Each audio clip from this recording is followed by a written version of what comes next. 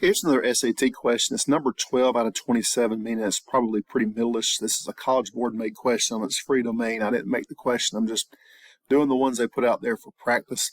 So it says, which is an equation of the graph shown? So we can do this with or without Desmos. It's probably good if you understand this without Desmos. So I'll start there. If you'll notice, all of these four here are in slope-intercept form. That's y equals mx plus b, which means by structure, the number, if y is isolated, then the number in front of x is your slope. We need to know this is a downward slope. This is a negative slope. It's going down to the right.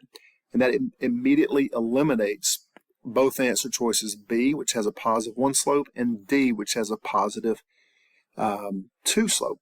Now, the other thing to know here is this is the y-intercept, -8, but they all have -8 in that position right there, the constant position, so that doesn't help. So now it's just a matter of counting off the slope. So if we pick 2 points that we know on the graph, in this case we have the y-intercept here.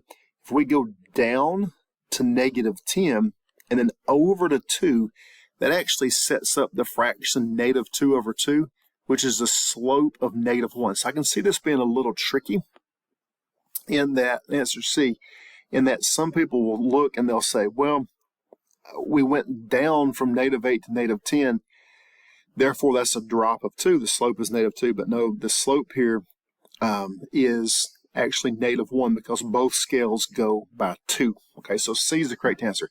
But it's definitely worth looking at this on the Desmos perspective, so let's go ahead and do that. And what we would do on Desmos is simply type these in and just look for the proper graph. Just make sure it goes to the same point. So at 0, -8, and then you'd have to trace here. You can actually look at the table and see 2, -10 as well. So the correct answer, that's the same thing you'll see on here, 0, -8, 2, -10. The other equations won't match.